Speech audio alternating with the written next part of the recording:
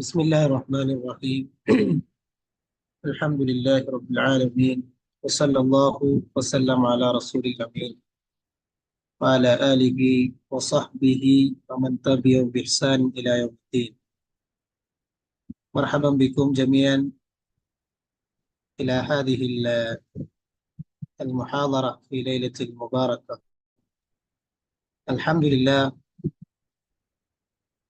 معلوم لدى الجميع في ربوع الهند أن أكاديمية العيون تسعى بنشر اللغة العربية بين أهل الهند، تهدف إلى تكوين جيل جديد متمكن من اللغة العربية بعلومها المختلفة، كما ترمي إلى تعزيز المهارات اللغوية لدى أبناء الهند. الحمد لله، تطرح أكاديمية العيون عددا من الدورات والورشات التي تتنوع بين العربية الفصحى والترجمة بينها وبين اللغات العالمية الأخرى، إضافة إلى الدورة المتخصصة في اللغة العربية في الأكاديمية. الحمد لله. أيها الحضور الكرام، يسرنا اليوم أنا أرحب بكم جميعا في هذه الدورة الترجمة، يعني الجلسة الافتتاحية من قبل أكاديمية العيون. هذه الليلة تبدأ طموحات وال وكذلك الخيرات للطالبات اللاتي يرعبن المهارات في فن الترجمة بإذن الله سبحانه وتعالى. نحن نبدأ في هذه الليلة المباركة فرقة الثالث عشر 13 باتس في فن الترجمة. الحمد لله. كما نعرف هذا الفن، يعني الترجمة التي تعد نافذة يعني نحو العالم من الإبداع، وكذلك جسرا للتواصل بين الشعوب وكذلك والثقافات.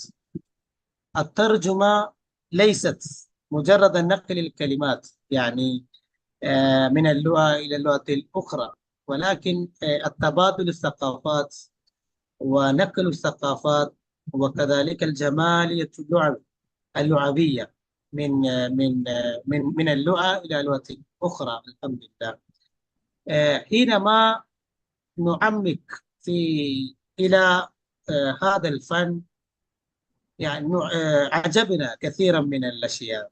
إن شاء الله في هذه الليلة عندنا ضيفة كريمة من بلاد مصر، حبيبة الحمد لله. اسمها أسماء محمد. هي مترجمة متخصصة في فن الترجمة. الحمد لله، لديها خبرات عديدة. نحن نشعر باستماع الكلمات آه، التي تطرح من قبلها الضرة الثمينة لنا إن شاء الله. أنا أرحب بك ترحيبا حارا الضيفة الكريمة إلى إلقاء المحاضرة وكذلك افتتاح دورة الترجمة للطالبات. شكرا أستاذ، بارك الله فيك. Thank you, Faisal. I'm very pleased to be with you here today and open this course for you. And hello, everyone. Let me introduce myself first. My name is Asmaa Mohammed. I have been graduated from Faculty of Languages and Simultaneous Translation in 2014, and I have been working in translation ever since. I will give a brief of my experience. First, I worked as a freelance translator on international websites like Upwork, Freelancer, etc. Then I worked as a localizer, or we can say as a gamer, translating games from English into Arabic. Then I moved to an international company where I translate research papers and a series for Oxford University called A Very Short Introduction, which is short introductions about science in general, like physics, biology, literature, psychology, etc. This is me. I'm very pleased to be with you today, and I will try to give you a very short overview on translation and the translation fields in the Arab world and in the Western world. Okay, I will share my screen with you.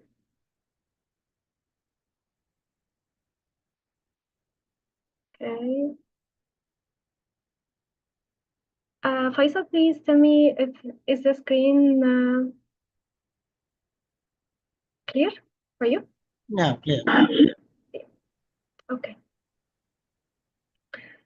I like to say that a translator is a reader, a writer, and like what Faisal has said before, is a bridge between cultures.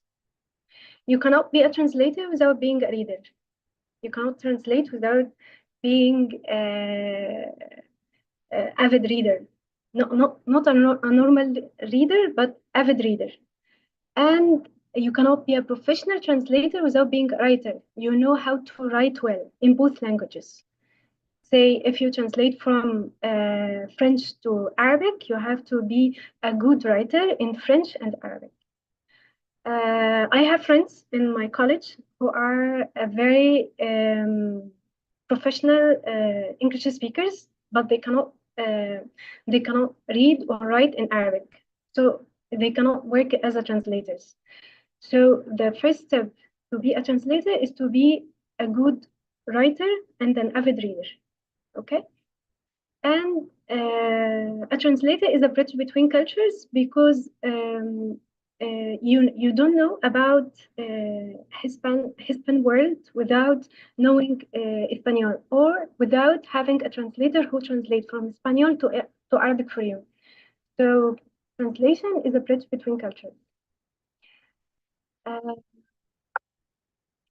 Then, what is translation and what is the importance of translation? Translation is conveying written or spoken content from one language to another. And why I said written and spoken, because we don't have one specific form for of content. You have many different forms of content, whether it's a conversational or a written or visual. So these different content have different ways for translating them. Written translation, you have a written translator. The spoken translation is called interpreting or consecutive, or called whispering. Whispering is a kind of interpretation. And like what Faisal has said, translation doesn't only involve transmitting words from one language to another, but conveying tone and context. For example, the author sometimes use the tone of anger. You cannot translate it to a happy tone, for example, or sometimes use satire or cynicism. You have to know how to convey this tone to your own language. If you don't understand this tone in the source language, you cannot translate it correctly, and you mislead the reader or distort the message.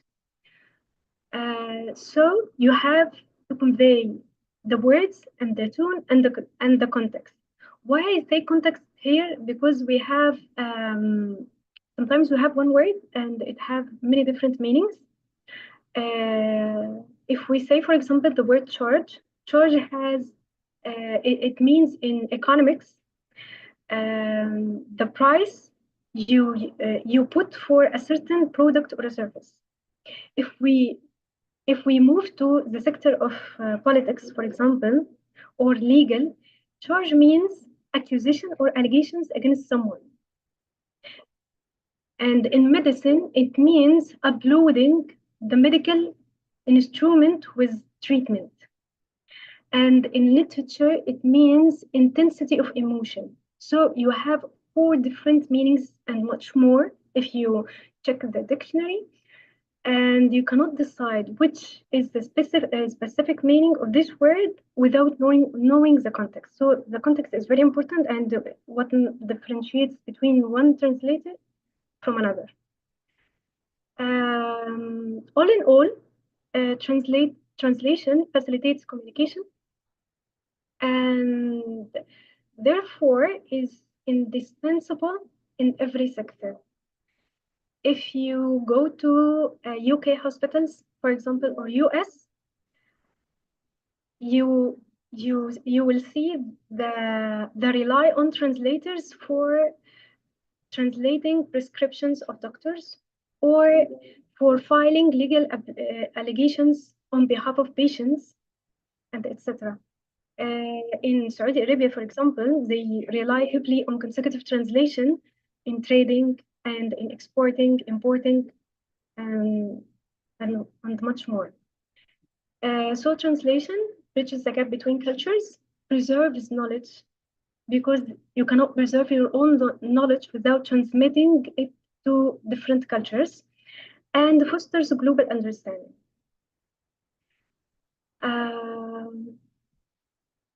The second thing I want to talk about is the fields of translation. As a student, you don't know the fields of translation in a comprehensive way. So when you graduate from college, you become at loss because you don't know what are the fields that are in the market. So I tried to pinpoint the main field in translation. Like first field is literary, and I like to add to this field Islamic translation. Why I add Islamic translation to literary translation? Because Islamic translation is very poetic and it's very hard, and it depends on the understanding of the source language. It needs extra skills to understanding the language. And in literary translation, we translate novels, poetry, drama, and we need, as I have said, a good background, and it needs creativity. If you are not creative, you cannot be a literary translator. Technical translation deal with manuals, instructions, specialized documents, and it emphasizes on simplicity and readability, which means you use the simplest words you could use, and you make the document readable or very easy to read to the layman. If you open the washing machine, you will find the manuals, and these manuals you use to know how to switch on, switch off, change programs, etc. And if it's written in a hard or complicated words, you cannot use the machine, or you can sabotage the machine. So it's very it needs simplicity, as a translator, to be simple in his usage of words, and to be not creative, but to be straight to the point. Legal translation tackle contracts, court documents, treaties, and accuracy is critical because you deal with legal accusations and allegations. You go to the court, so you have to be accurate in your own words to not cause problems. Medical translation, it يعني it deal with patient records, as I have said before. You translate patient records in UK, for example, for the doctors. You translate clinical trials to promote medicine and medical research, and you translate doses of drugs. So you have to be very accurate, because if you mistranslate the doses, the patient might die. And like technical translation, it emphasizes on simplicity and accuracy. No more, no less. In interpretation, in general, there are two types in interpretation and consecutive translation. And in my opinion, interpretation needs a very talented translator who can work under pressure and who is very creative, because sometimes the speaker uses another language. In some cases, you translate from English into Arabic, then the speaker uses some Espanol words or Espanol palabras. In this situation, what will you do? Will you omit these words and not translate them, or you will try to deduce what he means from the context and convey it to the target audience? So it needs a very talented translator who is flexible, creative, and can work under pressure. And multitasking as well. Audiovisual translation is two types: subtitling and dubbing. Dubbing, like what we see in Syrian, in Turkish series. By the way, Syrian translators are doing a very great job in Turkish dubbing. Marketing and localization.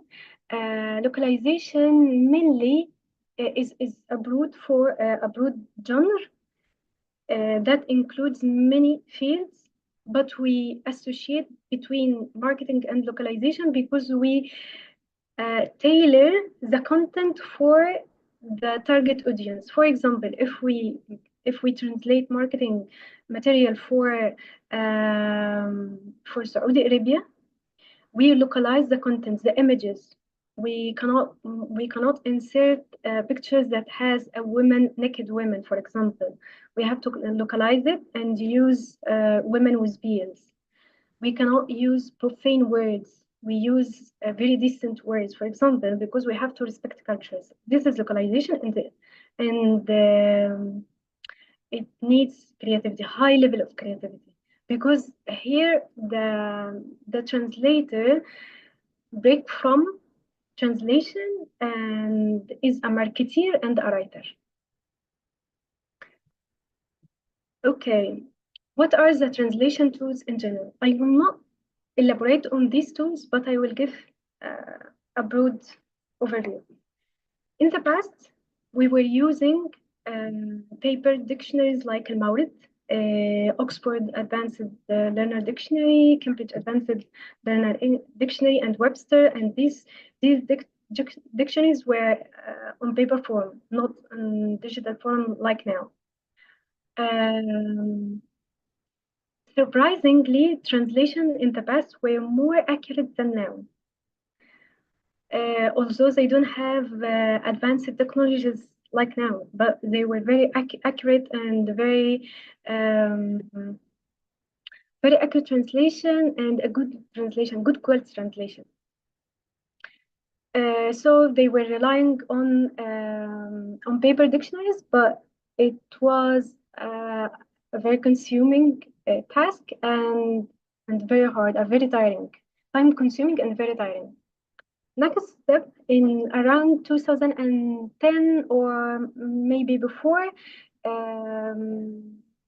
there appeared neural machine translation like Google Translate, Bing Translate, and etc.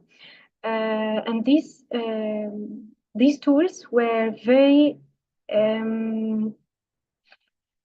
basic before at their at the very beginning. But now Google Translate can produce 70% accurate documents. If you, especially in legal field, if you put legal document in Google Translate, it will produce a 50% or 70% accurate document. Because they rely on the documents from UN and from all the Arab content spread on platforms or on giant browsers. A few years after appeared ChatGPT and Gemini. And ChatGPT and Gemini, it facilitates the translation process by half, which means as a translator, I don't go to dictionary first. I use prompts to make ChatGPT help me translate. So I write, for example, please chat, paraphrase this sentence for me. Then I take some words, please give me synonyms or give me opposite words. Tell me what is the symbolism of this specific word. Could I use another word? Why the author use this specific word, not the other? So I use ChatGPT to understand the source language without going to dictionaries. And ChatGemini is more powerful than ChatGPT in translating from Arabic into English and from English into Arabic. Because it mimics your style. If I inserted a paragraph from my own style and inserted another paragraph from English and told him, please translate this according to my own style, he will mimic my own style in the preceding paragraphs. So it's very creative, but it's good in, as I have said, in legal, in simple marketing, but is very bad in literature, in technical translations, in gaming, because these kinds of translations, it needs high level of creativity, high level of understanding the source language. But as I said, ChatGPT facilitates so much the translation process right now, and instead of giving about output of 1,500 words a day, you can reach 2,000 and 2,500, depending on the context, whether it's good or bad, or whether it's written a good way, or uses simple words or complicated words, etc.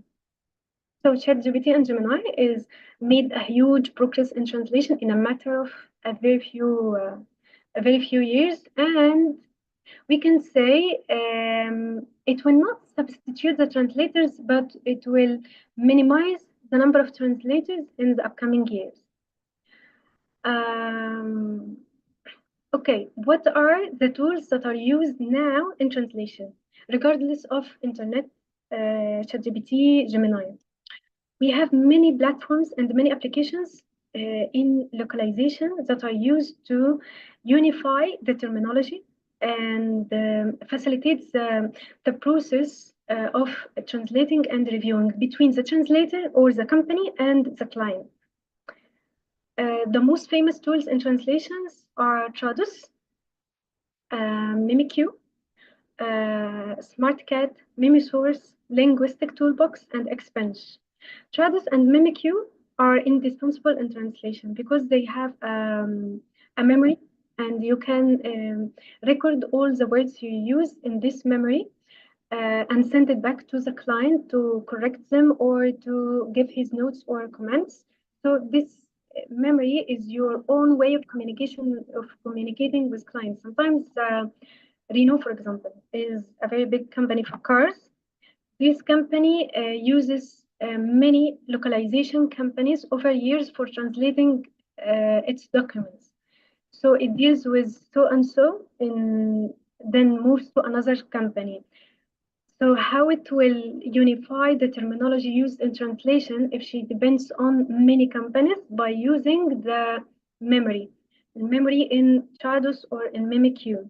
It sends the memory to the translator and a style guide to tell him that you have to stick to the terminology we used and go further.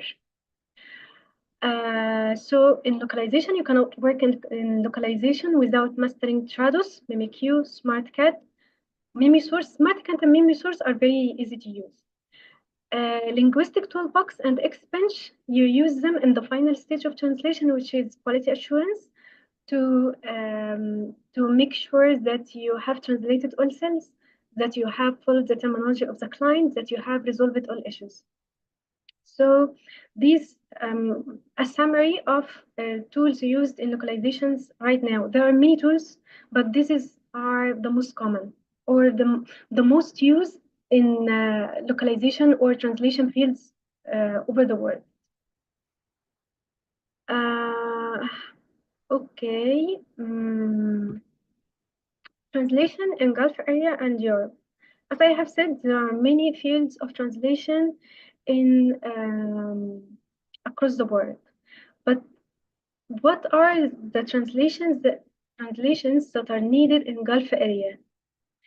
In Gulf area, they rely heavily on interpreters, consecutive translators, legalists, or abogadas, what lawyers who cannot shuffle between two languages, or bilingual lawyers.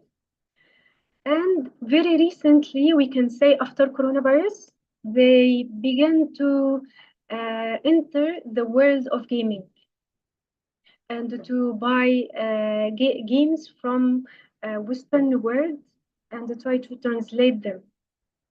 So if you want to pursue a career in Saudi Arabia or Emirates, United Arab Emirates, you have to be good in legal translation, in technical translation, because they export and import industries and industrial products in general. So they need to translate official documents or legal documents or manuals, etc. So legal translation is very important in Gulf area. Gaming is good as well, but not widespread. But it will be widespread in the upcoming years. And interpretation as well, and the tele translation, which is the translation that is made over the phone. Like in hospitals, sometimes the hospital contacts the translator to translate the complaints of the patient, or translate the words of the doctor to the patients, etc. Vice versa. On the other hand, translation in Europe is a bit different. It relies only on as well on legal translation, but the nature of documents are a bit different. In Gulf area, you translate legal suits, you translate NDA, and treaties as well. But in Europe, you translate the paperwork of refugees, the legal suits of refugees as well. So you have to know a bit of humanitarian work, or you have to have a bit of humanitarian background to be able to work in legal field in Europe or in US. And as well, they use tele translation and the literature, because they are very interested in the literature of the Arab world, especially after the recent rise of Saudi Arabia and United Arab Emirates in recent years, that encourage them to know what are these people, what are their heritage, what are their culture, as well. So there are many publishing houses in UK and US, or the Western world in general, that hires translators to translate from Arabic into English. in general, what is the process of translation? I'm a translator right now.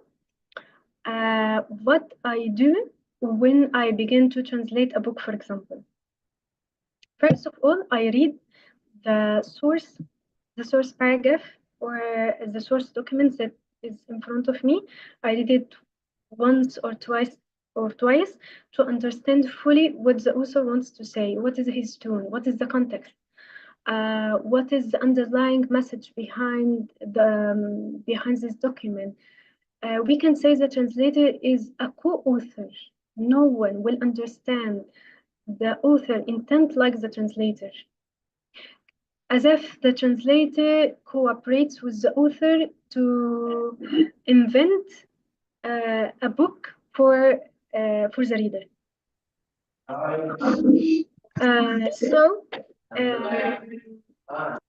You have to understand the source text first, understand its context, its intent, and its audience as well. Like I said, if you are translating to layman, you have to use a very simple language, very direct language that is easy to read. If you translate to academics, for example, I work right now on a research paper for Oxford University, so I'm talking to academics. So I will use the jargon of this science. I will not use simple language because the level of readers is different from the common reader. And so you have to know the source well, and you have to know your target audience. Then translate. Drafting a translation means you make the first draft of translation. You read the source and you make the translation. Third step is proofreading and the quality assurance. Myself, I make a between step, another step, which is comparing between the source language and the target language I have made, to ensure that I have conveyed the words accurately without any mistranslations. So I make this proofreading to bilingual between Arabic and English. And before this step, I make the research, for example, of course. Before ChatGPT, I rely heavily on my research skills, how to reach the information I need. Sometimes I use Google Box in Google browser to know what the author means by using this word in such context, and I go to different references. Sometimes I translate technical document and I find the meaning of the word I'm searching for in a book about art, for example. So you have, as a translator, is a very good researcher. If you cannot research, you cannot be a good translator. But we can say that ChatGPT bridges the gap or helps the people who are weak in research or using research tools by understanding the context easily. And for very professional translators, it moves them to another level. So I recommend, personally speaking, I recommend using ChatGPT in research, then making sure that what you have reached by ChatGPT is correct by going to Google browser, checking Google Box, checking websites to ensure that you have reached the correct information you are searching for. So you understand first using searching tools, drafting translation, proofreading two phases between Arabic and English, then putting aside English, reading the Arabic only to ensure that it's readable, that is easy to understand, that is written in a correct, simple words that get the author message across to the target audience. And the final stage is editing, which is normal Normalmente the translator doesn't do this step. There are other companies that deal with editing the documents after taking them from reviewers. What in best case scenario, the translator do all these steps if the client gives him a good rate or pays handsomely for the task. Sometimes the client says, I have a tight budget, so do the translation only and I will send it to the editor, for example. So what defines or what says what steps you will do, the rate you will get paid from the client. In my personally, I do all these steps because the translator has his name or his honesty and his good work. So if you deliver a good quality documents, you will have many clients. And if you deliver bad quality documents, you will lose many clients because the the famous name of the translator is contagious.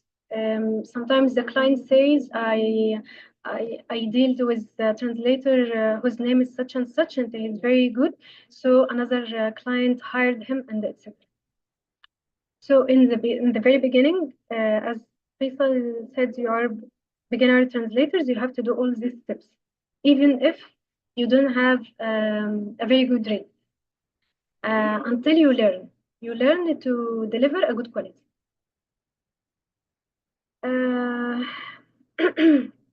The final thing I will say is challenges facing translation. The important challenge that face translation as a translator is proficiency in source and target language. As I said, sometimes you are good in English, but you are bad in Arabic. You cannot be a good translator. You have to be good in both languages. And what good means a very good speaker in Arabic and English, and a very good writer, to be a unique translator. So there are many bad quality translations in the market because people don't know their own language quite good. A very big issue in translation as well is cultural differences and localization challenges. I will give you a very simple example, which is while translating the bird or the bird owl in English, from English into Arabic. Owl has a positive connotation in the Western culture, but it has a very bad connotation in Arabic culture. It brings, it's a sign of bad luck. So if the author uses the word owl to signify that a good luck will happen very soon, the translator, if he is faithful and transmits a word for word translation, he will mistranslate this word, or not mistranslate, but he will distort the message, because you in Arabic culture, owl has a negative meaning. So when you write to the Arab speaking world that البومة تجلب الحظ, the Arab speaker will say ازاي. So you have be aware how to deal with these cultural differences that appear in the document. In literature, for example, there are many expressions that don't have equivalent in Arabic and vice versa, like like the word zakah. It has a religious connotation in Arabic, doesn't have equivalent word in English, so you have to explain what zakah means. Proverbs. Proverbs are very hard to convey or to shuffle between languages. Ambiguity in the source text, and how you will deal with this ambiguity. Before ChatGPT,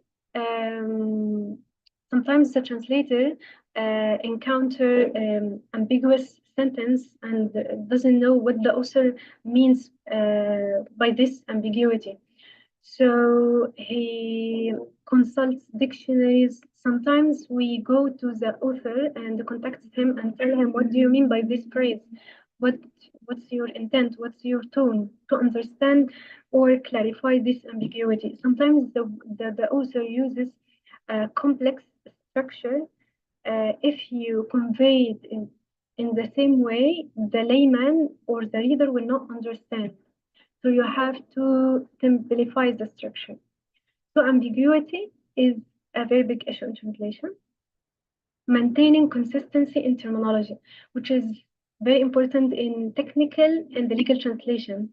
Because technical, sometimes you translate the manual or the usage guide of a machine. So if the machine is called washing machine, and you translate it to غسالة, then translate it to آلة غسل, then translate it to نشافة, for example. You use 3 different terminologies for one word, so the reader will be at loss. What do you want to say? So consistency is very, very important in legal translation, in medical translation, and in technical translation. In translation in general, but in these fields is a matter of getting your task accepted or rejected. Pressure of tight deadlines. This is the main problem of translation. You have to be very flexible and able to work under pressure, and to able to communicate with the client to make him give you more time without breaking the deadline. Ethical dilemmas and the confidentiality. By the way, before you work with a company, they after passing interview and passing the test, the written test and the technical test, which is conversational, you asked to sign an NDA, which is non-disclosure agreement, which means that the document you are working on, you will not disclose it to another agency or to the media. For example, sometimes the companies ask us that the translator will not use Google Translate to not disclose their privacy, because translator could know inventions that aren't released in the market yet. So if the translator, he could sell it to another competing company, for example. So by this agreement, he will be legally responsible before court that he will not disclose this. And if he discloses, he will face legal charges. Politically sensitive content, as you know, the conflict between Israel and Palestine. So how we will use the words to transmit or translate the documents. Sometimes agencies says terrorists Hamas, and other agencies says that they are soldiers, armed soldiers or armed forces, which the translator will use according to the style guide of the news agency and their affiliations.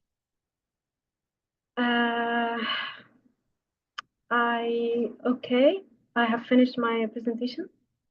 Hopefully I have benefited you with quick overview, and if anyone has questions, I'm all ears. Thank you. Thank you so much. I would like to express my sincere gratitude to our distinguished guest from Egypt for delivering such an insightful and good presentation on translation field. She delivered many areas.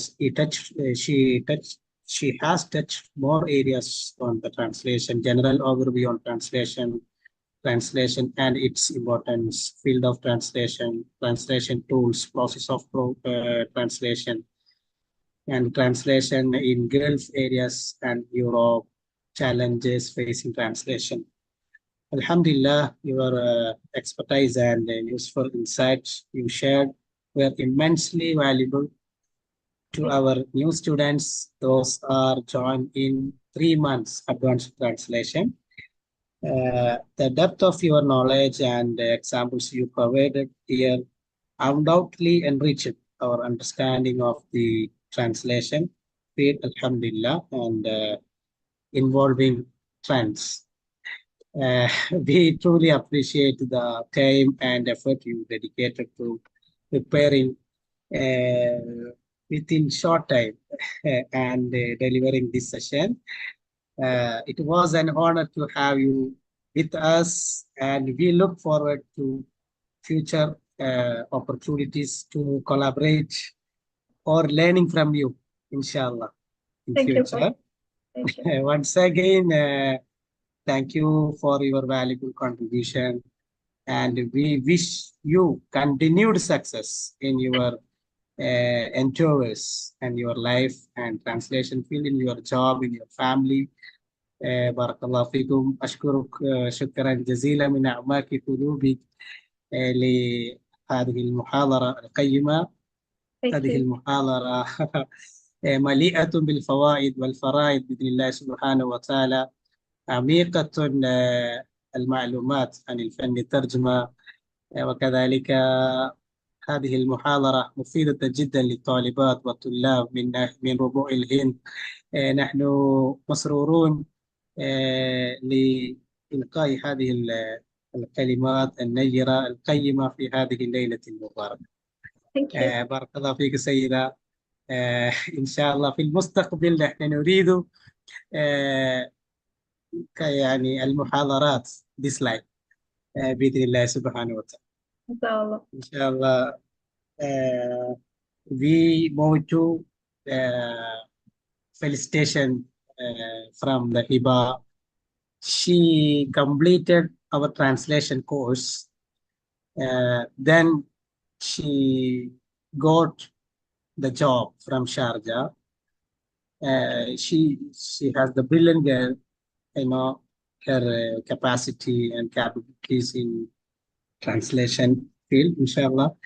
She talked in Malayalam, our Lughat al-Umm, to understanding the new students, how to get the job, how to get the money from works, inshallah. Welcome, Hiba, to share your experience. Assalamu alaikum wa rahmatullah. First of all, let me convey my gratitude to Asmaa ma'am. She did a wonderful job, mashallah. So, ma'am, I'm starting in my mother tongue for all the other audience. So, Hiba Fatima, third batch student ആയിരുന്നു. ഞാൻ ഷാർജയിലാണ് താമസിക്കുന്നത്. So ഇന്ന് നിങ്ങളുടെ അടുത്ത് ഞാൻ എൻ്റെ ഒരു translation journey share ചെയ്യാനാണ് ആഗ്രഹിക്കുന്നത്, ഇൻഷാല്ലാ. ഫസ്റ്റ്ലി ഞാനൊരു അറബിക്ക് ഭയങ്കര പാഷനായിട്ട് നടക്കണ അങ്ങനെ ഒരാളൊന്നും അല്ലായിരുന്നു. പക്ഷെ എന്തെങ്കിലും ഒരു പുതിയതായ കോഴ്സുകൾ ചെയ്യാൻ ഇഷ്ടമുള്ള ഒരാളാണ്. അപ്പം അങ്ങനെ എന്തെങ്കിലും ഒരു കോഴ്സ് ഓൺലൈനായിട്ട് ചെയ്യാനുണ്ടോ എന്ന് ഇങ്ങനെ അന്വേഷിച്ചുകൊണ്ട് നടക്കുമ്പോഴാണ് ഈ അലുമിൻ അക്കാഡമിനെ കുറിച്ചിട്ട് ഞാൻ അറിയുന്നത്. അങ്ങനെ കഴിഞ്ഞ വർഷം ഒരു ജൂലൈ ഓഗസ്റ്റ് ആ ഒരു ടൈമിലാണ് നമ്മളെ ബാച്ച് സ്റ്റാർട്ട് ചെയ്യുന്നത്. ആ സമയത്ത് ഞാൻ ഏതായാലും നാട്ടിലെ വെക്കേഷനൊന്നും പോകുന്നില്ല, ഇവിടെ ഫ്രീ ആണ്. അപ്പൊ ഞാൻ വിചാരിച്ചു ഓക്കെ ജസ്റ്റ് ഒന്ന് ജോയിൻ ചെയ്ത് നോക്കാം. പക്ഷെ ജോയിൻ ചെയ്യുമ്പോൾ എനിക്ക് ഒരു ഐഡിയ ഉണ്ടായിട്ടില്ല എന്താണ് ഈ സംഭവം എന്നുള്ളത്. ഞാൻ ഡിഗ്രി PG അങ്ങനത്തതൊന്നും അറബിക് ബാക്ക്ഗ്രൗണ്ട് ഉള്ള ഒരാളല്ല. അപ്പം എന്താണ് ഇവിടെ നടക്കുന്നത് എന്നൊരു ഐഡിയ ഇല്ലാതെ ജോയിൻ ആയതാണ്. കംപ്ലീറ്റ് ആക്കുന്നോ കണ്ടിന്യൂ ചെയ്യുന്നോ അങ്ങനെയൊന്നും വിചാരിച്ചിട്ടുണ്ടായില്ല. പക്ഷെ ക്ലാസ് സ്റ്റാർട്ട് ചെയ്തപ്പോൾ ഡെയിലി വർക്ക്ഷീറ്റ്സ് നമുക്ക് ഇങ്ങനെ ഗ്രൂപ്പിൽ വരുമ്പോൾ ഫസ്റ്റൊക്കെ ഇത് എന്താ ഇപ്പൊ സംഭവം എന്നുള്ളത് കുറെ ഞാനിങ്ങനെ കൺഫ്യൂസ്ഡ് ആയിട്ടുണ്ടായിരുന്നു. അങ്ങനെ ഒരു പിന്നെ വീക്ക്ലി നമ്മുടെ ലൈവ് ക്ലാസ്സസ് ഉണ്ടാവും. അപ്പൊ ലൈവ് ക്ലാസ്സസിലൊക്കെ മനസ്സിലായി എല്ലാവരും PGയും ഡിഗ്രിയോ വേറെ എന്തൊക്കെ അറബിക് കോഴ്സുകളൊക്കെ ചെയ്തിട്ടുള്ള ആളുകളാണെന്നുള്ളത്. ഞാനാണ് അങ്ങനത്തെ ഒരു ബാക്ക്ഗ്രൗണ്ട് കാര്യങ്ങളൊന്നും ഇല്ലാതെ ജോയിൻ ആയിട്ടുള്ളത് തോന്നുന്നു. പക്ഷെ ഒരു 1 month ഒക്കെ നമ്മൾ ഡെയിലി ഇങ്ങനെ വർക്ക്ഷീറ്റ് ചെയ്തുകൊണ്ടിരിക്കുമ്പോൾ എനിക്കിത് ഭയങ്കര ഇൻട്രസ്റ്റ് ആയി, ഇതൊരു ഹരമായി മാറി. അപ്പം ഇത് എന്താ പറയുക, എനിക്കിത് പറ്റും, കുറച്ചൊന്ന് ഹാർഡ് വർക്ക് ചെയ്താൽ എനിക്കിത് ചെയ്യാൻ പറ്റും എന്നൊക്കെ ഉള്ളൊരു കോൺഫിഡൻസ് ഇങ്ങനെ വരാൻ തുടങ്ങി. പിന്നെ ഞാൻ ഇവിടെ ഷാർജ ആയതുകൊണ്ട് തന്നെ ഏത് ഭാഗത്ത് നോക്കിയാലും അറബിക് എന്തെങ്കിലും ഒരു നോട്ടീസോ കാര്യങ്ങളൊക്കെ കാണും. അപ്പം എന്താ ഫ്ലാറ്റിന്റെ ലിഫ്റ്റിന്റെ സൈഡിൽ എന്തെങ്കിലും terms and conditions, rules and regulations അങ്ങനത്തെ കാണുന്നത് എല്ലാം ഫോട്ടോ എടുക്കും. എന്നിട്ട് അത് വീട്ടിൽ വന്നിരുന്നിട്ട് ട്രാൻസ്ലേറ്റ് ചെയ്യും, അത് സാർമാർക്ക് അയച്ചു കൊടുക്കും, അവരത് കറക്ഷൻ തരും. അതൊക്കെ ഒരു ഭയങ്കര ഇൻട്രസ്റ്റിംഗ് പാർട്ടായിട്ട് മാറി എനിക്ക്. അങ്ങനെ കോഴ്സ് 3 months അൽഹംദുലില്ലാ എനിക്ക് കംപ്ലീറ്റ് ചെയ്യാനൊക്കെ പറ്റി. ഓൾമോസ്റ്റ് എല്ലാ ഡോക്യുമെന്റ്സ് കാര്യങ്ങളൊക്കെ ചെയ്യാനൊക്കെ പറ്റി. ലൈവ് ക്ലാസ്സസ് ഒക്കെ നല്ല അടിപൊളിയായിട്ട് സാർമാർ നമുക്ക് എടുത്തിരുത്തുണ്ടായിരുന്നു. അങ്ങനെ കോഴ്സ് കഴിഞ്ഞിട്ട് ഏകദേശം ഒരു 2 months ഇന്റേൺഷിപ്പ് പോലെ വേറൊരു കമ്പനിയിൽ റെഫർ ചെയ്തിട്ട് അതിലേക്ക് നമ്മളെ ആഡ് ചെയ്യും, ഒരു വാട്സ്ആപ്പ് ഗ്രൂപ്പിലേക്ക്. എന്നിട്ട് അതിലും ഇതേപോലെ നമുക്ക് അവർ ഡെയിലി വർക്ക്ഷീറ്റ്സ് അയച്ചു തരും. പിന്നെ നമ്മളതിന് ഒരു ടൈം ചോദിക്കും, ആ ടൈമിന്റെ ഉള്ളിൽ നമ്മളത് അവർക്ക് സെൻഡ് ചെയ്ത് കൊടുക്കും. അപ്പം പക്ഷെ നെക്സ്റ്റ് ഡേ അവർ അതിനൊരു അനലൈസിങ് നമുക്ക് അയച്ചു തരും. അതിൽ നമുക്ക് പേയ്മെന്റ് ഒന്നുമില്ല, ഒരു ഇന്റേൺഷിപ്പ് പോലെ നമുക്കൊരു പ്രാക്ടീസിങ് പീരീഡ് ആയിരുന്നു. അങ്ങനെ അതിൽ എനിക്ക് തോന്നുന്ന ഒരു ഫസ്റ്റില് ഒരു 4-5 കുട്ടികളാണ് ഉണ്ടായത്, അതിൽ ഞാനും ഒരാളായിരുന്നു. പിന്നെ അതിൽ 2 monthsന്റെ ഉള്ളിലാണ് അവർ പേയ്മെന്റിന്റെ ഒരു ഗ്രൂപ്പിലേക്ക് നമ്മളെ ആഡ് ചെയ്യുന്നത്. അതിലും ഞാനും വേറൊരു കുട്ടിയായിരുന്നു ഉണ്ടായത്. അപ്പൊ ഇതൊക്കെ എനിക്ക് ശരിക്കും ഒരു വലിയ അത്ഭുതമായിട്ടുള്ള ഒരു കാര്യമായിരുന്നു. ഞാൻ ഈ ഒരു ഫീൽഡിൽ അങ്ങനെ കൂടുതൽ ടച്ച് ഇല്ലായിട്ടും ഞാൻ എന്റെ ഇൻട്രസ്റ്റ് കൊണ്ടാണോ എന്താണെന്നറിയില്ല, അങ്ങനെയൊക്കെ ചെയ്യാൻ അൽഹംദുലില്ലാ എനിക്ക് പറ്റിയിട്ടുണ്ട്. അങ്ങനെ പേയ്മെന്റ് ഗ്രൂപ്പിലേക്ക് ആഡായി അതിലിങ്ങനെ വർക്ക് ചെയ്യാൻ തുടങ്ങുമ്പോഴാണ് ഞാൻ ലാപ്ടോപ്പ് വരെ വാങ്ങുന്നത്. അതുവരെ എൻ്റെ അടുത്ത് ഉണ്ടായിട്ടില്ല. അങ്ങനെ ലാപ്ടോപ്പ് വാങ്ങിയിട്ട് വേർഡും കാര്യങ്ങളൊക്കെ യൂട്യൂബ് നോക്കി പഠിച്ച് അങ്ങനെ മുതൽ തുടങ്ങിയ ഒരാളാണ്. അങ്ങനെ ഇപ്പൊ അൽഹംദുലില്ലാ ഓൾമോസ്റ്റ് ഞാനൊരു 1 year ആയിട്ട് അങ്ങനെ ചെയ്യുന്നുണ്ട്. അപ്പം ഞാൻ ചില സമയത്തൊക്കെ ഇങ്ങനെ ഗിവ് അപ്പ് ചെയ്യണം എന്നൊക്കെ ഇങ്ങനെ വിചാരിക്കുമ്പോൾ നമുക്ക് അക്കാഡമിന്നും ഇപ്പോഴും സ്റ്റിൽ സാറുമാര് ഭയങ്കര സപ്പോർട്ടാണ്. ഫാസിൽ സാറൊക്കെ ഇങ്ങനെ മൂവ് ഫോർവേഡ് എന്നുള്ള ഒരു പുഷ് നമുക്ക് ഇങ്ങനെ തന്നുകൊണ്ടിരിക്കും. അപ്പൊ നമുക്ക് ഇങ്ങനെ ഗിവ് അപ്പ് ചെയ്യാനൊന്നും ഒരിക്കലും തോന്നലില്ല. അങ്ങനെ ഇപ്പം അൽഹംദുലില്ലാ കുറെയൊക്കെ വർക്ക് ചെയ്യാൻ പറ്റലുണ്ട്. ഫസ്റ്റ് ഒക്കെ കുറേ മിസ്റ്റേക്സ് ഉണ്ടായിരുന്നു. ഒരു ഫുൾ സ്റ്റോപ്പ്, കോമ, ബ്രാക്കറ്റ് ഇതൊക്കെ വരെ മിസ്റ്റേക്ക് ആക്കിയിട്ട് പറയും. അപ്പൊ അതിലൊന്നും നമുക്ക് പേയ്മെന്റ് തരൂല. അപ്പോഴൊക്കെ ഇങ്ങനെ വിചാരിക്കും ഇത്ര വലിയ ടാസ്ക് ആണ് അത്. ഒരുവിധം ലീഗൽ ഡോക്യുമെന്റ്സ് ആണ് ചെയ്തുകൊണ്ടിരിക്കുന്നത്. അപ്പം ഒരിക്കലും ഒരു മിസ്റ്റേക്കും ഒരിക്കലും അതിൽ വരാൻ പാടില്ല. അത്രയും പെർഫെക്റ്റ് ആവണം കസ്റ്റമറിന് നമ്മൾ കൊടുക്കണത് എന്നൊക്കെ ഉള്ള കുറെ റൂൾസ് ഉണ്ടായിരുന്നു. അങ്ങനെ അൽഹംദുലില്ലാ അതൊക്കെ ഒരു 2-3 weeksൽ മാക്സിമം ഞാൻ കവറപ്പ് ചെയ്യാൻ ശ്രമിക്കലുണ്ട്. ഇങ്ങനെ കൂടുതൽ നമ്മളതിൽ ഫോക്കസ് ചെയ്ത് ശ്രദ്ധിച്ച് ചെയ്യാൻ എനിക്ക് പറ്റലുണ്ട്. പിന്നെ ഇപ്പം ഒരു ഓൾമോസ്റ്റ് 1 year ആയി ഞാൻ ഒരു കമ്പനിയിൽ വർക്ക് ഫ്രം ഹോം ആയിട്ട് തന്നെ ഒരു ഷാർജയിലത്തെ ഒരു കമ്പനിയിൽ തന്നെയാണ് വർക്ക് ചെയ്യുന്നത്. അതില് എന്താ പറയാ ഒരുവിധം എല്ലാം ഒരു ലീഗൽ ഡോക്യുമെന്റ്സ് ഞാൻ ഇപ്പം ചെയ്യാൻ എനിക്ക് പറ്റിയിട്ടുണ്ട്. ഒരു പറയുകയാണെങ്കിൽ 30+ different types of birth certificates, ഒരു 20+ different types of marriage certificates, commercial invoice, പിന്നെ ട്രേഡ് ലൈസൻസ്, ടെനൻസി കോൺട്രാക്ട്സ്, അങ്ങനെ ഒരുവിധം എല്ലാ ഡോക്യുമെന്റ്സും അൽഹംദുലില്ലാ എനിക്ക് ചെയ്യാൻ വേണ്ടിയിട്ട് പറ്റിയിട്ടുണ്ട്.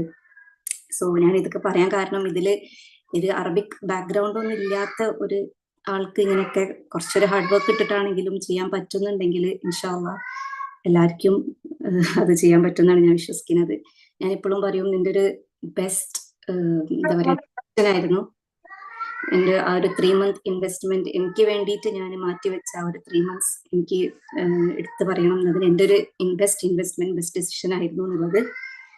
സോ ഇതൊക്കെയാണ് എൻ്റെ ജേർണി.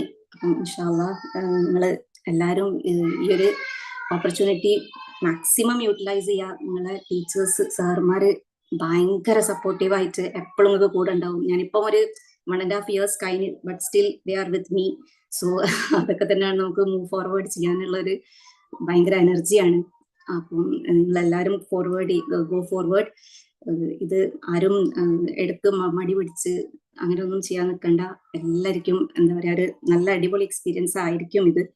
സോ ഇതൊക്കെയാണ് എനിക്ക് വേണ്ടി പറയാനുള്ളത്. Let me conclude my words. Thank you. അൽഹംദുലില്ലാ. നമ്മള് ഇവനെ കുറിച്ചിട്ട് ഇവനെ മാത്രമാണ് ഇപ്പൊ കൊണ്ടുവന്നത്. നമുക്ക് വർക്ക് ഫ്രം ഹോം എന്നുള്ള നിലയ്ക്ക് ഏകദേശം 12ഓളം സ്റ്റുഡൻസ് ഉണ്ട്. ഇൻഷാല്ല ഭാവിയിൽ ഓരോ ബാച്ച് ഇനാഗ്രേഷൻ ചെയ്യുമ്പോഴും നമുക്ക് അവരുടെയൊക്കെ വാക്കുകൾ കേൾക്കാം. ഞങ്ങൾക്ക് നിങ്ങളോട് പറയാനുള്ളത്, അല്ലിയൂൻ അക്കാഡമി ഒരു ബിസിനസ് സ്ഥാപനമോ നിങ്ങളിൽ നിന്ന് ഒരുപാട് പൈസ വാങ്ങി പഠിപ്പിക്കണം എന്നൊന്നുമല്ല. ഇപ്പൊ ഹിബന്റെ ഒരു എക്സ്പീരിയൻസ് കമ്പനിയിൽ നിന്ന് തന്നെ ഡയറക്റ്റ് അറിയിച്ച് എനിക്ക് ഓർമ്മയുണ്ട്. ഒരു 16 പേജുള്ള ഒരു ലീഗൽ ഡോക്യുമെന്റ് ഹിബ ഓർക്കുന്നുണ്ടാവും. 16 പേജുള്ള ഒരു ലീഗൽ ഡോക്യുമെന്റ് ഒരു തെറ്റില്ലാതെ ഹിബ ചെയ്തിട്ട് അതിന്റെ ഒരു സന്തോഷം ആ കമ്പനിയുടെ മുദീർ തന്നെ അറിയിച്ചിരുന്നു. ഞാൻ ഇവനോട് പറഞ്ഞിരുന്നു. അപ്പൊ ഒരു ഭാഷാപരമായിട്ടുള്ള ഒരു അടിത്തറ പോലും ഇല്ലാത്ത ഒരു സ്റ്റുഡൻസിന് അവളുടെ ഡെഡിക്കേഷൻ, ഹിബക്ക് 2 മക്കളുണ്ട്, 2 or 3 എന്ന് എനിക്കറിയില്ല, 2 എന്തായാലും ഉണ്ട്. അപ്പൊ ആ മക്കളുടെ സ്കൂൾ കാര്യങ്ങളും അതുപോലെ തന്നെ ഹസ്ബൻഡിന്റെ കാര്യങ്ങളൊക്കെ നോക്കുന്നതിന്റെ കൂടെ തന്നെ പാഷനേറ്റ് ആയിട്ട് ചെയ്തത് കൊണ്ടാണ് ഇത്രയും വലിയ ഒരു ഇതിലേക്ക് എത്താൻ വേണ്ടി പറ്റിയത്. കേരളത്തിലെ ട്രാൻസ്ലേഷൻ എന്താ പറയാ, ട്രാൻസ്ലേഷൻ സെന്റേഴ്സിന്റെ ഒക്കെ ഒരു ഏറ്റവും വലിയ കുറവ് എന്ന് പറയുന്നത് അവർക്ക് ഡോക്യുമെന്റുകൾ ഇല്ല എന്നുള്ളതാണ്. അവര് പഴയ നമ്മുടെ ടെസ്റ്റുകളിലും മാർക്കറ്റിൽ അവൈലബിൾ ആകുന്ന പുസ്തകങ്ങളിലൊക്കെ കിട്ടുന്ന ഡോക്യുമെന്റുകൾ പരിശീലിപ്പിക്കുന്നു എന്നതിന്. പക്ഷെ അൽഹംദുലില്ലാ, ഇപ്പൊ ഹിബ പറഞ്ഞല്ലോ, ഓള് ഇപ്പൊ ഏകദേശം 30 പരം ബർത്ത് സർട്ടിഫിക്കറ്റ് അതുപോലെ തന്നെ മാരേജ് സർട്ടിഫിക്കറ്റ് വ്യത്യസ്തമായ രാജ്യങ്ങളിലൊക്കെ എക്സ്പ്ലോർ ചെയ്തു, എക്സ്പീരിയൻസ് ചെയ്തു എന്നുള്ളതാണ്. അപ്പൊ പുതിയ ഏകദേശം 35 സ്റ്റുഡൻസ് ആണ് നമ്മുടെ 13ാമത്തെ ബാച്ചിലുള്ളത്. ഏറ്റവും വലിയ സ്റ്റുഡൻസ്, ഏറ്റവും കൂടുതൽ സ്റ്റുഡൻസ് ഉള്ള ബാച്ചാണ് നിങ്ങൾ. അപ്പോ നിങ്ങൾ നന്നായി പഠിക്കുക, നല്ല സ്വപ്നങ്ങൾ ഉണ്ടാവുക. കോളേജ് അല്ല, അക്കാഡമിന്റെ ഭാഗത്തു നിന്നൊക്കെ നല്ല സപ്പോർട്ട് ഉണ്ടാവും. നിങ്ങൾ നല്ല ചോദ്യങ്ങൾ ചോദിക്കുക, സാറുമാരൊക്കെ ഇടങ്ങാറാക്കണം. അല്ലാതെ ഞങ്ങൾ ഇങ്ങനെ പറയുന്ന കേട്ട് എഴുതി വെച്ച് അങ്ങനെയല്ല. ചോദ്യങ്ങളൊക്കെ ചോദിച്ച് എന്താണ് തെറ്റ്, എന്താണ് ശരി, എങ്ങനെയാണ് ചെയ്യുക, അതൊക്കെ നിങ്ങൾക്ക് സപ്പോർട്ട് കിട്ടും. ചിലപ്പോ മടിയൊക്കെ വരും. ഒരാഴ്ച കഴിഞ്ഞാൽ ചിലപ്പോ തോന്നും ഇതൊക്കെ ഇട്ടിട്ട് എറിഞ്ഞു പോയിട്ട് വേറെ എന്തെങ്കിലും നോക്കാന്ന്. ഇപ്പൊ അങ്ങനെ വിചാരിച്ചിരുന്നെങ്കിൽ ഇബക്ക് ഈ അവസരമൊന്നും കിട്ടില്ലായിരുന്നു. ഇബ പറഞ്ഞല്ലോ 3 മാസം കോഴ്സ്, 2 മാസം ട്രെയിനിങ്, പിന്നെയാണ് ഇവനെ തർജിമാത്ത് എന്ന് പറയുന്ന ഗ്രൂപ്പിലേക്ക് ആഡ് ആക്കുന്നത്. പിന്നെയാണ് പേയ്മെന്റിന്റെ ഗ്രൂപ്പിലേക്കൊക്കെ ആഡ് ആക്കുന്നത്. അപ്പോ നമുക്ക് സ്വപ്നങ്ങൾ ഉണ്ടാവുകയും കൺസിസ്റ്റന്റ് ആയിട്ട് വർക്ക് ചെയ്യാനുള്ള ഒരു മനസാന്നിധ്യവും ഒക്കെ ഉണ്ടെങ്കിൽ നിങ്ങൾക്കും ഒരു ഹിബയായിട്ട് മാറാം. ആ ഒരു വലിയ ലക്ഷ്യം ഇന്നു മുതൽ നിങ്ങളുടെ മനസ്സിലുണ്ടാവട്ടെ എന്ന് പ്രാർത്ഥിക്കുകയാണ്. അക്കാഡമിയുടെ ഭാഗത്തുനിന്ന് എല്ലാ സപ്പോർട്ടും ഉണ്ടാവും. വീക്കിലി നമ്മൾ പ്രൊവൈഡ് ചെയ്യുന്ന ലൈവ് സെഷൻസ്, അത് ഒരു അക്കാഡമിയും ചർച്ച ചെയ്യാത്ത വിഷയങ്ങളാണ് അതിൽ നമ്മൾ എടുക്കുന്നത്. അപ്പോൾ ലൈവ് സെഷൻസ് ഒരിക്കലും നിങ്ങൾ മിസ് ഔട്ട് ചെയ്യാൻ പാടില്ല. അപ്പൊ അത് നിങ്ങൾ ശ്രദ്ധിക്കണം. ആഴ്ചയിൽ ശനിയോ ഞായറോ ഏതെങ്കിലും ഒരു ദിവസമായിരിക്കും ഒരു 3/4 മണിക്കൂർ ലൈവ് സെഷൻ ഉണ്ടാവും. ആ ലൈവ് സെഷനിൽ നിങ്ങൾക്ക് കിട്ടുന്ന കോണ്ടന്റ് എന്ന് പറയുന്നത് വേറെ എവിടെയും നിങ്ങൾക്ക് കിട്ടാത്തതാണ്. അപ്പൊ ആ ഒരു കാര്യം നിങ്ങൾ എല്ലാവരും ശ്രദ്ധിക്കുക. എന്തെങ്കിലും ഹോസ്പിറ്റൽ കേസോ അങ്ങനെയൊക്കെ ഉണ്ടെങ്കിൽ റഹീന മിസ്സിനോട് മുൻകൂട്ടി പറയണം. അപ്പൊ അത് പരിഗണിക്കപ്പെടും. ഓക്കെ. പിന്നെ ഫസ്റ്റില് ചെറിയ ചെറിയ ബുദ്ധിമുട്ടുകൾ ഉണ്ടാവും. ഇപ്പൊ ഹിബ പറഞ്ഞല്ലോ, വർക്ക്ഷീറ്റ്, ഇപ്പൊ നാളെ മുതൽ നിങ്ങൾ വർക്ക്ഷീറ്റ് തുടങ്ങുകയാണ്. അപ്പൊ ചെറിയ ചെറിയ ബുദ്ധിമുട്ടുകൾ ഉണ്ടാവും. ആദ്യമൊക്കെ നമ്മൾ ട്രാൻസ്ലേഷൻ ആപ്പുകളൊക്കെ ഉപയോഗിച്ച് നമ്മൾ ചെയ്യും. അതൊന്നും പ്രശ്നമില്ല. പക്ഷെ ഓരോ രാത്രി നമ്മൾ ഉറങ്ങുന്നതിന് മുന്നേ നമ്മൾ ആ വർക്ക് ചെയ്തിരിക്കണം. ഇനി ഫുള്ളായിട്ട് നമുക്ക് ചെയ്യാൻ പറ്റിയില്ലെങ്കിൽ പകുതിയെങ്കിലും ചെയ്യണം. അല്ലാതെ ചെയ്യാതെ ഈ ബാച്ചിലുള്ള ഒരു സ്റ്റുഡന്റും ഉറങ്ങാൻ പാടില്ല. ആ ഒരു നീയത്ത് നിങ്ങളിൽ ഉണ്ടാവണം. അതുപോലെ തന്നെ നിങ്ങൾ അടക്കുന്ന ഫീസ് 3500 രൂപയാണ്. എത്ര ഫീസാണെങ്കിലും അതിനൊക്കെ വാല്യൂ ഉണ്ടാവും. ചിലപ്പോൾ ഫാദർ, നമ്മൾ ഉപ്പമാർ അടച്ചതായിരിക്കാം, കല്യാണം കഴിഞ്ഞവരാണെങ്കിൽ ഹസ്ബൻഡ് ഒക്കെ അടച്ചതായിരിക്കാം. ചെറിയ ഫീസാവുമ്പോൾ നിങ്ങൾ വിചാരിക്കണ്ട ഇത് ചെറിയ പൈസ അല്ലേ ഉള്ളൂ. അല്ല, ആ ഫീസിനൊക്കെ നമ്മൾ വലിയ മൂല്യം കൽപ്പിക്കണം. നമ്മൾ 1 രൂപ ഇൻവെസ്റ്റ് ചെയ്യുകയാണെങ്കിലും ആ 1 രൂപക്ക് നമുക്ക് എത്ര അധ്വാനം ഉണ്ട് എന്ന് ചിന്തിക്കുക. അതിനനുസരിച്ച് ഹാർഡ് വർക്ക് ചെയ്യുക. വലിയ സ്വപ്നങ്ങൾ ഉണ്ടാവട്ടെ. ഇൻഷാ അള്ളാ നാളെ മുതൽ നമ്മളെ ക്ലാസ് തുടങ്ങും. നിങ്ങളുടെ ജീവിതത്തിൽ നിങ്ങൾ എടുത്ത ഏറ്റവും ബെസ്റ്റ് ഡിസിഷൻ ആയിട്ട് നിങ്ങൾക്ക് ഇത് മാറണമെങ്കിൽ നിങ്ങൾ നന്നായി അധ്വാനിക്കണം. നമ്മൾ പറയുന്ന പോലൊക്കെ നിങ്ങൾ മൂവ് ചെയ്യണം. ഇൻഷാ അള്ളാ ബറക്കല്ലാഹു ഫീക്കും. ഈ കോഴ്സിൽ അല്ലാത്ത ആളുകളൊക്കെ ഇതിൽ ജോയിൻ ചെയ്തിട്ടുണ്ട്. അവർക്കും നമ്മുടെ കോഴ്സിലൊക്കെ ജോയിൻ ചെയ്യാം. നിങ്ങളുടെ സമയത്തിനനുസരിച്ച് നമ്മൾ ആരെയും പുഷ് ചെയ്തിട്ട് ഒരു കോഴ്സിലും ജോയിൻ ചെയ്യിപ്പിക്കാറില്ല. ആവശ്യമുണ്ടെങ്കിൽ വരാം, പഠിക്കാം, നല്ല റിസൾട്ട് വാങ്ങി പോവാം. ഈ ഒരു മെത്തേഡാണ് ഇപ്പോഴും അലിയൻ അക്കാഡമി എടുത്തുകൊണ്ടിരിക്കുന്നത്. ഇൻഷാ അള്ളാ നാളെ മുതൽ അലിയൻ അക്കാഡമിയിൽ 7 ദിവസം ഇന്റർനാഷണൽ അറബിക് ഡേ സെലിബ്രേഷനുമായി ബന്ധപ്പെട്ട് വലിയ പ്രോഗ്രാം നടക്കുകയാണ്. അതിന്റെ ഒക്കെ ലിങ്കുകളൊക്കെ ഗ്രൂപ്പിൽ വരുമ്പോൾ അതിലൊക്കെ ജോയിൻ ചെയ്യാം. 7 ദിവസം 7 രാജ്യങ്ങളിലെ വലിയ ഗസ്റ്റുകളാണ് ഉള്ളത്. അവരൊക്കെ അറബി ഭാഷയിലാ സംസാരിക്കുക. അപ്പൊ അറബി ഭാഷ ഇഷ്ടം ഉള്ള ആളുകളൊക്കെ 1 മണിക്കൂർ 8 to 9 നമ്മുടെ സെഷനൊക്കെ ഉണ്ടാവുക. അപ്പൊ അതിലൊക്കെ കേറി നമ്മൾ സ്കിൽഫുൾ ആവുക എന്നുള്ളതാണ്. ഇത്ര കാലം എന്ത് ചെയ്തു, എന്ത് പഠിച്ചു, എത്ര കാലം നമ്മുടെ ടീച്ചിങ് അല്ലെങ്കിൽ പഠനത്തിന്റെ ഒരു ബ്രേക്ക് വന്നതെന്ന് നിങ്ങൾ ചിന്തിക്കേണ്ട. ഇനി മുതൽ നമ്മൾ ആര് എന്നുള്ള ചോദ്യത്തിന് ഓരോ ദിവസവും നിങ്ങൾ ഉത്തരം നൽകാൻ ശ്രമിക്കുക. ഇൻഷാ അള്ളാഹ്. അസ്സലാമു അലൈക്കും വറഹ്മത്തുള്ളാഹി തആല വബറകാതുഹു. ലൈലത്തുൻ സഈദത്തുൻ.